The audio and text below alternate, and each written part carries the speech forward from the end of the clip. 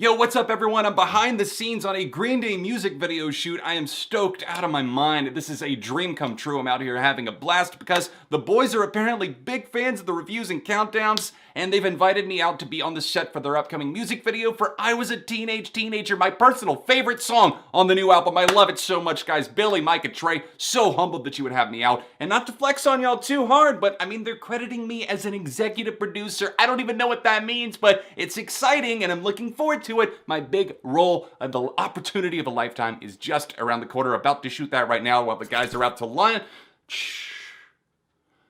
Did that? Okay, that just cut out, didn't it? Green screen? Green Day, anyone?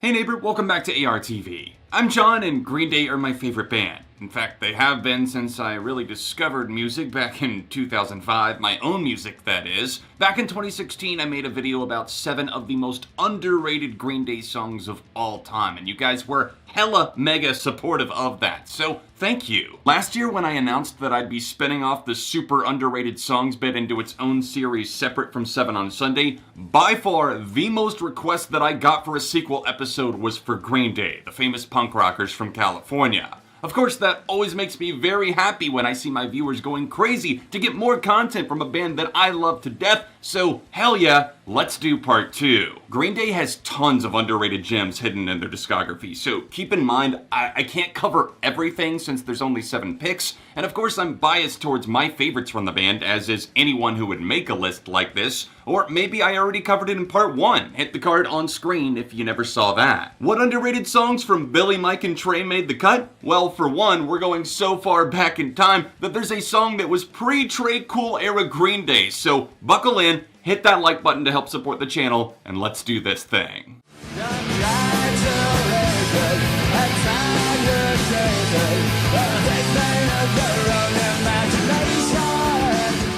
Everybody loves a joke, but no one likes a fool. Green Day's ridiculously fun track Jackass will probably make you laugh, but at the expense of the poor fucker who got this song written about him. Billy Joe Armstrong clearly encountered someone who thinks of themselves like the class clown, and I've been there. I was literally voted class clown my senior year of high school, but I look back at that version of myself and cringe in a lot of ways because I was that guy who always had some off-the-wall comments to make. Fortunately, I can keep myself in check with this creative tune that even breaks out a saxophone solo amidst the energized guitars as this song rolls on. Yeah, I don't want to point any fingers, but y'all have been sleeping on this gem from Warning big time. Billy's vocals sound killer, with just enough balance between rasp and clarity, plus those cutting lyrics will knock anyone right off their joke-telling high horse. Now I wonder about my friend, if he'd give all he could give, does he look this like? Mike Dirnt needs to write more Green Day songs. Point blank, that's just a reality that needs to happen. One of the first glimpses we got of his hidden talent came in the form of this life-affirming ode to a friend who sadly apparently took his own life via car crash at age 19 in the early 90s. I do have to say allegedly in the aspect of taking his own life, but that's something that Mike Dirnt himself has said that he believes, as the guy was driving the car at over 95 miles per hour. And even though this song was recorded for Dookie, it somehow didn't make the cut, but was instead released as a standalone single after seeing some success in the soundtrack for the movie Angus. From the opening bass notes that evolve into a unique groove to the gripping vocals from Billy Joe that push him out of his comfort zone, this is easily one of Green Day's greatest songs. Mike on the backing vocals of the chorus is a beautiful touch considering this was his friend that died. He should be on this track, of course. He writes from the perspective of living despite the loss, doing things as big as possible, hoping that your old friend is still looking down on you smiling. Just my hypothesis over here, but I would say yes. I would say your friend is looking down on you, very pleased at the success that you've seen, of course, and the fact that you honored him with a song. Not too many people get that honor, and you got it.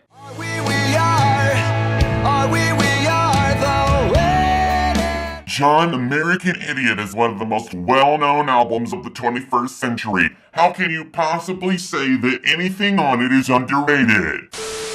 American Idiot is an incredibly popular album. I'm very much aware of that, but I'm also a firm believer that you can have super underappreciated songs from well-known albums. The reason why I picked Are We the Waiting is our aforementioned underrated song partially has to do with the hate that I've seen for it in several corners of the fan base. Comments like, yeah, that's the only song on the album I skip, or Are We the Waiting is way too repetitive and boring, low-key kinda piss me off because I don't feel like a lot of people appreciate this beautiful song. It's easy to get impatient while waiting for St. Jimmy to come crashing down the alleyway. I get it. But hold your fire there, bud. There's a tender, reflective moment to appreciate right before that. Trey's ominous drum hits line up nicely with Billy's razor-sharp guitar licks, guiding you into this starry-skied nighttime scenery in a big city with the feeling of having the whole world in the palm of your hand. This is magic. It's bliss. It's endless questioning from the mind of the album's central character, but even outside of the narrative of a rock opera, I just really feel like more fans should give this thoughtful tune a second chance.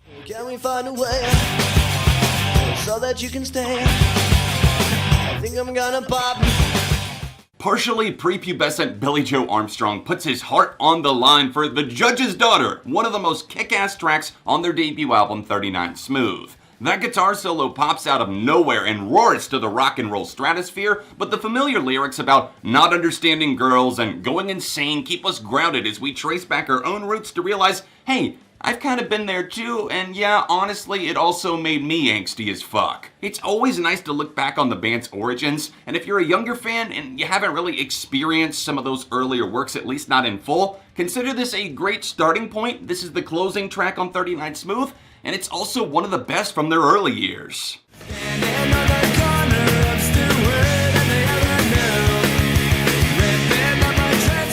There's a reason why Mike Dirnt is easily one of my favorites to slap the bass of all time, and songs like this show his chops front and center, great playing on display for the world to see. Stewart in the Avenue drills you right away with a blast of bass notes before winding in Billy's free-spirited voice that echoes the death of a relationship.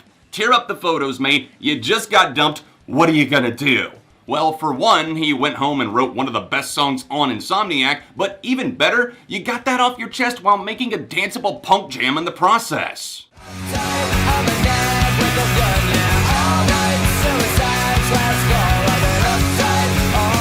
Say it with me now, Nimrod is overlooked and deserves so much love. Thank you. As a part of your ongoing homework assignment, play through the album 2 more times and focus on Uptight, a spinning bullet that weaves together a timeless rock sound centered on groove. This is all kickstarted by the mellow flow of drum and bass in the intro, keeping things subdued even during the verses to make for a nice change of pace not only for this album, but for their entire discography. There's something so grabby and sarcastic about this song that brings a smile to my face. Green Day really just know how to take a simple structure, hell, even a simple guitar solo, and pull out gold, don't they? What I haven't even addressed yet is just how dark the band take the subject matter on Uptight. Addiction, relapse, self-hatred, yeah, it's all here looking right back at us. It's just masked cleverly by a spry instrumental section that helps shed light on an otherwise dark, tumultuous situation. Molotov cocktails on the house. You thought I was a rider. You better think again. Taking the crown jewel at number 1 today on part 2 of this comprehensive guide of the most underrated Green Day songs, we need to talk about one of the most exhilarating exercises in music the trio have ever made. Peacemaker is the revenge-seeking ruler of worlds that feels both invincible, unstoppable, and alarmingly friendly. The acoustic guitars and gypsy-like tendencies invite you to see what's inside this dark cavalcade of misery, but once you're in there, the taste of nihilism of our gun-toting narrator, yeah, it's not exactly what it seemed to be from the outside. Mom, can you come get me? Blasphemy! There will be no mothers to come get you once you're inside the heart of Christian and glorious story arc inside of 21st Century Breakdown, only blazing acoustic guitars and the rolling of R's off of the tongue of Billy Joe. To this day, I'm just impressed on a sonic and technical skill level that Green Day executed a song like this and made it feel so special, unlike anything they've ever created, yet it still works in the context of this rock opera. And just like that, we've made it to the end of part 2 of my list of the most underrated Green Day songs. Again, keep in mind that these are just 7 more of the many, many underrated tracks in their discography. If you want to see part 3, then do me a favor, drop a comment down below and hit that like button and let me know some of your favorite underrated Green Day tracks. If you didn't see part 1 where I featured 7 other underrated Green Day songs, then tap this card right here or tap over here to see another recent underrated songs video. All of my social media accounts, including my Patreon, can be found linked in the description down below. Thank you to all of my patrons supporting me out there, and I will see you very soon for more on ARTV.